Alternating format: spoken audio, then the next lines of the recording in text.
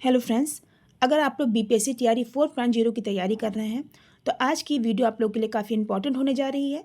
आज की इस वीडियो में मैं शेयर करूंगी कि मैंने और मेरे हस्बैंड दोनों लोगों ने किस स्ट्रेटजी के साथ में बीपीएससी टीआरई को एक साथ क्रैक किया, किन किताबों को पढ़ के हम लोगों ने बीपीएससी में सिलेक्शन जो है वो लिया है। अगर आप लोग चाहते हैं कि आप लोगों को साइंस और मैथ्स की क्लासेस जो हैं वो इस चैनल के माध्यम से प्रोवाइड कराई जाएं तो आप लोग कमेंट करके बता सकते हैं। हम आपको अपने चैनल के माध्यम से साइंस और मैथ्स की क्लासेस जो हैं वो प्रोवाइड करा देंगे।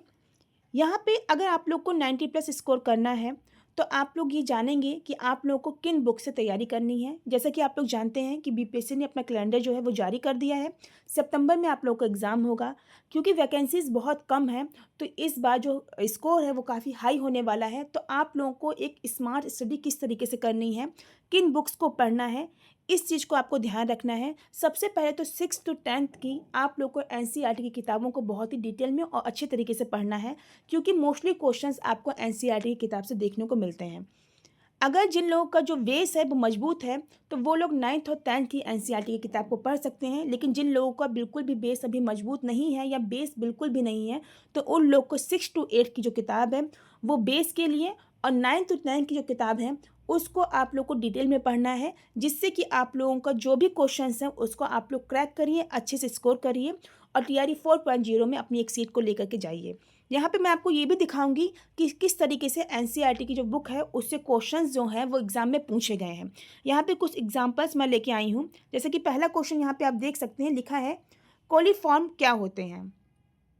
ये एनसीईआरटी बुक क्लास 10 की साइंस की बुक से लिया गया क्वेश्चन है। यहाँ पे आप देख सकते हैं, लिखा है कि कोलिफॉर्म जीवाणु का एक वर्ग है जो मानव की आंत में पाया जाता है। ये एनसीईआरटी बुक से लिया हुआ क्वेश्चन है जो कि आपके बीपीएससी के एग्जाम में पूछा गया है। अगला क्वेश्चन यहाँ पर ये है कि इमली में कौन सा अम्ल है। ये भी क्वेश्चन जो है वो एग्जाम में पूछा गया है। यहाँ पर एक आप लोग को सारणी देखने को मिलती है जो कि क्लास 10 की साइंस की बुक से ली गई है, एनसीईआरटी की बुक से। यहाँ पर सारे स्रोतों के बारे में लिखा हुआ है कि किस चीज़ में कौन सा अम्ल पाया जाता है। इसी में लिखा हुआ है कि इमली में टार्टारिक अम्ल होता है। हो सकता है कि आपके एग्जाम में सिरका, संतरा या टमाटर के बारे में पूछ लिया जाए कि इसमें कौन सा अम्ल पाया जाता है। अगला देखिए क्वेश्चन है कि खाने के डिब्बों पर जिंक की बजाय टिन की परत चढ़ी होती है क्योंकि। तो ये भी आपका एनसीईआरटी क्लास 10 की साइंस से बुक से लिया गया है। यहाँ पर आप क्वेश्चन देख सकते हैं, खाद्य पदार्थों के डिब्बों पर जिंक की बजाय टिन का लेप होता है क्योंकि। तो ये भी आपका एनसीईआरटी की बुक से लिया हुआ क्वेश्चन है। अगला देखिए क्वेश्चन है कि छोटा नागपुर क्षेत्र के मुंडा और संथाल निम्नलिखित में किस पेड़ की पूजा करते थे। एनसीईआरटी क्लास 10 की ज्योग्राफी का क्वेश्चन है जिसमें लिखा हुआ है कि छोटा नागपुर क्षेत्र में मुंडा और संथाल जनजातियां महुआ और कदम के पेड़ों की पूजा करते थे। ये भी आपकी एनसीईआरटी का यहाँ पर स्क्रीनशॉट लगाया हुआ है जिसमें आप लोग देख सकते हैं कि इस पैराग्राफ से ये क्वेश्चन जो है वो पूछा गया था। अगला क्वेश्चन ये है कि आकार और माप में समानता के कारण किस ग्रह को पृथ्वी की जुड़वा ग्रह माना जाता है। तो यहाँ पर देखिए नीचे क्वेश्चन है जो कि एनसीईआरटी क्लास 6 ज्योग्राफी का क्वेश्चन है जिसमें लिखा हुआ है कि किस ग्रह को पृथ्वी के जुड़वा ग्रह के नाम से जाना जाता है।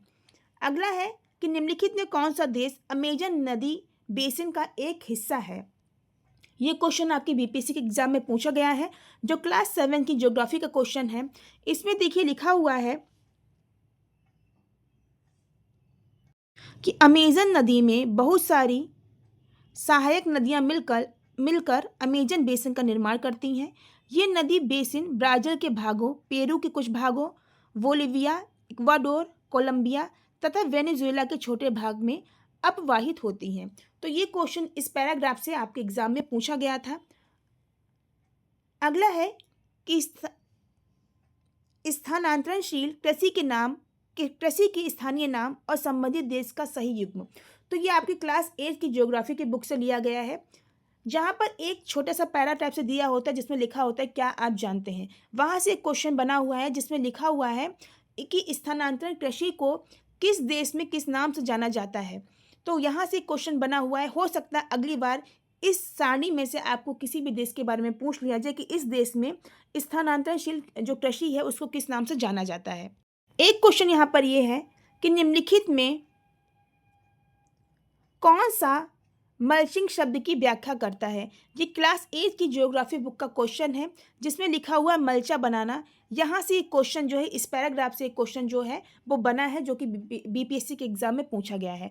तो इन एग्जाम्पल के माध्यम से मैं आपको बताना चाहती हूँ कि किस तरीके से एनसीईआरटी बुक से क्वेश्चन जो हैं वो एग्जाम में पूछे जाते हैं।